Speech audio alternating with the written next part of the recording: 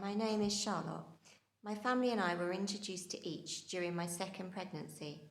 We had been told our son had a condition called trisomy 18, which was deemed to be incompatible with life. Each were able to advise us of options we had when he was born and how they could help us as a family. When I heard about the project, I was immediately drawn and excited by the prospect of what this could do. I have always been interested in photography, but am by no means an expert at taking photos. I like the idea of creating what a hospice was and what goes on through photography and challenging people's ideas of what the word hospice means. Also for me, I saw it as an opportunity to tell my story so that it might help and encourage others in similar situations. It was quite hard choosing the photographs. I had quite a lot of photos to narrow it down to in the end. And gradually these photos all kind of probably picked themselves by the time I got to the final selection and just have all slotted in perfectly in how I wanted to tell the story. So the first photo, Whirlwind Tornado, is a tornado kind of water machine that is in a little courtyard at the hospice in Treehouse. And you can turn the handle to make these tornadoes. And whilst we were staying at the hospice after our son had passed away, we would go out into the courtyard and turn the handle and make these tornadoes. And our older son at the time really enjoyed that. So I obviously had a go at doing this when I was taking the photos for the project. And yeah, it kind of depicts where we kind of were at the beginning. It was all a bit of a whirlwind, to say the least. This photo, I never actually expected to kind of make the final cut. It was one of my first photos when we were experimenting with light and shade and different things, and I took a selection of these one evening with my son in the lounge at home. But it is a really powerful image, and for me, I just kept coming back to it and being drawn to it because that was exactly how probably we all felt in the beginning, kind of just totally like broken and not knowing what was going to happen next, really. I love this picture because this for me is probably, when I first heard about the project, the kind of photograph that I had in my head, this kind of thing that perceptions and what people see. So for me, this photo again was taken in the hospice garden, and it's a net with tree leaves and kind of dull and looks probably pretty horrible if you're looking at it from the top. But underneath you've got all these beautiful, colourful creations that have been made and hung underneath the net. And I think that, to me, is what a lot of people see when they think of the word hospice, particularly children's hospices. It's the initial reaction is, oh no, how sad. That's the leaves on the top of the net. That's how awful. But actually, you go through those doors and inside it is a completely different story. For us, we went into the treehouse. It was bright, it was colourful, happy, and we could finally make plans and start to make sense of our journey.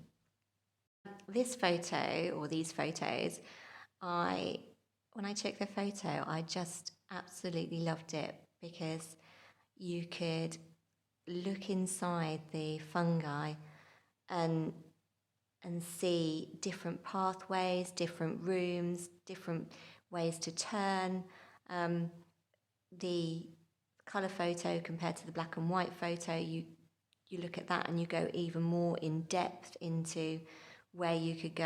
And again, it was kind of that point on our journey when we were looking round the hospice, looking at what was there, what facilities we could use after our son was born. And we took our older son into the hospice to look around as well, and he he loved the feel of the tree house and the gardens, and yeah, it was a bit like as well looking into a fire. It took me back to my childhood of looking into my nan's real coal fire, where I would imagine all different journeys and pathways and things that you could do, and it was finally that doors were opening for us, and there wasn't just a shut door at the end. There were pathways that we could take. I love this photograph. I think this is probably one of my favourite photographs. Again, it was when I was taking photographs within the treehouse garden, and it immediately made me think of the story, The Secret Garden, which was a story that I loved as a child. Looking at this photo makes me feel safe. It makes me feel that because the wheelbarrow's there, that there's somebody there to look out for you, to protect you if you need them, but actually you've got the space and the tranquility. And from my son Louis, who that was his safe place, the gardens at the tree house. When we stayed there after Elliot was born, he would spend a lot of time in the gardens. If ever we've come back, as we often do for different events and things, for Louis it's always the gardens, which was a place of sanctuary for him, and peace and tranquility, hope and safety. This photo again was a photo that actually in the beginning I didn't think that I would use, but I kept being drawn back to it and back to it. That whole empty chairs at empty tables, I feel this photo has many layers to it. These chairs were in the gardens at the tree house, and for me it depicts the emptiness of loss, the leaves creating the mess that this turns everything in your life into. But if you look beneath the emptiness and the mess, you can see that there is colour, somewhere to sit, to rest. And for us, that gave us hope for the future. And for us, that's how each helped us in many ways to be able to look at things differently as well. This photo, E obviously for Elliot. After Elliot died, we tended to look for signs that gave us hope and made us feel like Elliot was watching over us. The number of places that I've actually found E's pop out at me without even looking is quite amazing. And yeah, this photo is exactly that, a very powerful E that I found in a tree whilst I was happily snapping away some photos for the project. So that's his part in this journey. This is a chair that is in a room at the treehouse called the Haven. I spent a lot of time in the Haven. Some moments were very sad. We actually sat in that room and organised our son's funeral. But I had many counselling sessions given to me via each in that room and sitting in that chair.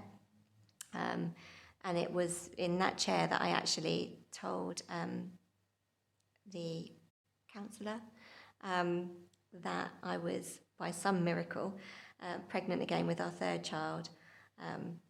Each were fantastic at supporting us through that very scary and exciting time, which was obviously full of very mixed emotions. So yes, might look like just an armchair, but a very special, comforting armchair. So the ray of sunshine is actually the words that are written on one of the pigs that was in pigs that were around, painted and placed around Ipswich a few years ago. And after Elliot died, our son Louis was really struggling with his emotions, and was angry and very unable to express himself. Again, each were there for us. They were able to assist. There's a fantastic music therapist at each called Ray Travasso, hence why the ray of sunshine kind of fitted in on this photo, because Ray was certainly our ray of sunshine. he was able to work with Louis and help him to express himself and make sense of, all the emotions that he was going through. So this is Louis' piano at home. And again, going time back to the previous photo of the ray of sunshine, through Louis' music therapy, he wrote his own songs and recorded them with Ray, which really enabled him, again, to be able to express his emotions in a way that he wasn't able to do through talking. So, yeah, music was definitely his lifeline. So this photo was taken using a nifty little facility on the cameras, which creates the mirror image. I love this photo because, again, it kind of it depicts where we are on the journey, where we'll probably always be on the journey. One step forward, two steps back, and it's difficult, and each are fantastic. They have always been there by our side and helped us to look to the future. And knowing that they are there helps you continue to take that one step forward, even though quite often there might be two steps back. This photo really is what it says by kind of looking at it.